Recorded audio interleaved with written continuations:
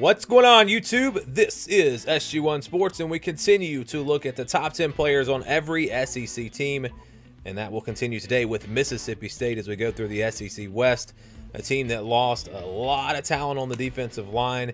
Maybe they have some stars emerge this season there. There is some experience back and some very talented players, especially on the defensive side of the ball. Even though they lost a whole lot last year, I think this team has a chance to have a very solid defense again in 2019, but we're going to start on the offensive side of the ball. The Bulldogs are going to need someone to step up at wide receiver. I think it might be Osirus Mitchell. Last year he was their leading receiver, but this was really a weakness, I think, of this team. He did put up 427 yards, 16.4 yards per reception, and 4 touchdowns last year, but those numbers are going to have to go up. I realize they didn't throw it a whole lot last year with Nick Fitzgerald, and maybe they don't throw it too much this year, but I do think they need a little bit more production from these receivers, and I think Mitchell could be that go-to guy that emerges in 2019, so he's going to kick things off. But at number 9, how about the kicker, Jace Christmann? Last season, 12 of 16. He was 4 for 7 from 40 plus. He's got a pretty strong leg.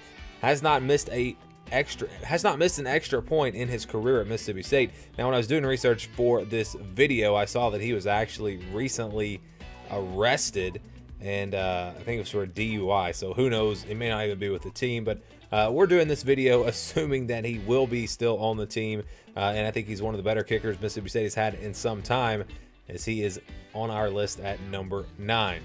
At number 8, we're going with a true freshman, Nathan Pickering. He was the number 6 defensive tackle in the country coming out of high school, and I mentioned it a second ago. This team really lost a lot on that defensive line, one of the better defensive lines in the country last year, so they're going to need some guys to step up.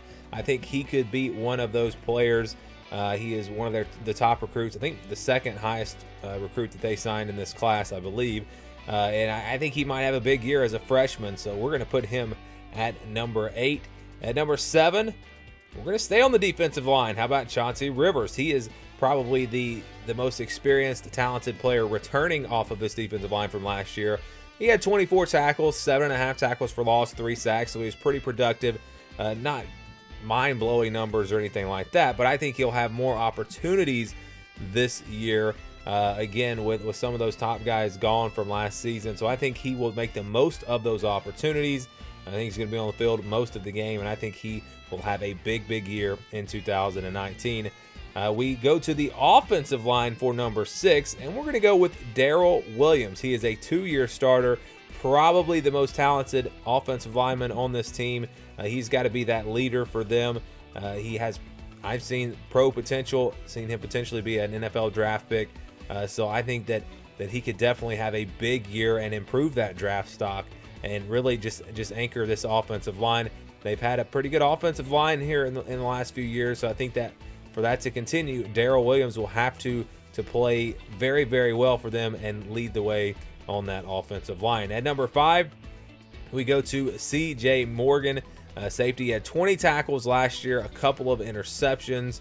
Again, not great numbers, but he was solid for them. I expect him to be one of the leaders in the secondary. You look at this team, and we talked about what they lost on the defensive line. They do have some guys back in the secondary. They lost some players there as well. But again, I think that he has to be a leader for them there in the secondary, and we'll see if he is able to do that from the safety position. And we're going to stick with the secondary to go to our number 4 player, and that is Cameron Dantzler. He is a cornerback. He had 43 tackles last year, a couple of interceptions, and he also defended 9 passes, had 9 pass breakups. Very solid numbers there. I expect him to have a big year in 2019. And really, these two guys, I think, have to lead the way in the secondary. I talked about the linebackers. I think they're going to be good there, but the defensive line may not be able to get after the quarterback as good as it did last year, so you'll have to have some guys step up in the secondary, and Dantzler might be one of those players. We go to the linebacker position for number 3, and that is Willie Gay Jr. Last season, 48 tackles, had 5 sacks, 2 interceptions, so he was making plays whether it was sacking the quarterback or causing turnovers, getting these interceptions. I think he's probably their second best linebacker. We still have one to talk about here in just a second.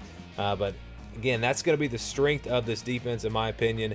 With some guys gone on the defensive line, I think Willie Gay Jr. could be one of the leaders for this defense, and I think he is going to be a big-time playmaker for them at the linebacker position. And number two, we go back to the offensive side of the ball, and that's Kylin Hill. I think he's one of the top running backs in the SEC.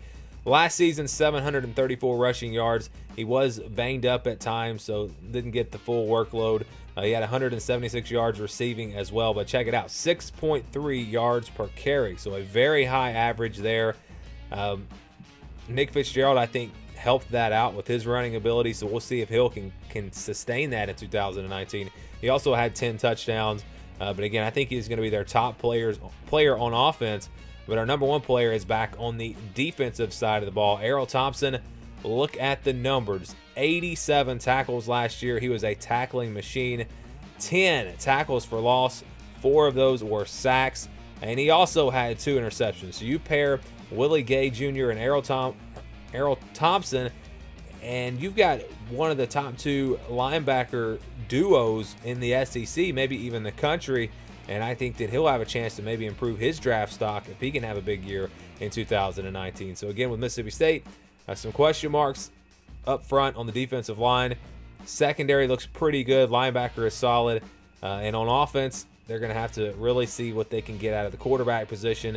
Keaton Thompson, he did not make the list here, but I think he could be on this list at the end of the season. We will see. I think the jury is still out on him, but I think he could be a really solid player for them at the quarterback position. But again, they'll need some receivers to step up as well. But I think this will still be a run-first team in 2019, led by Kylin Hill.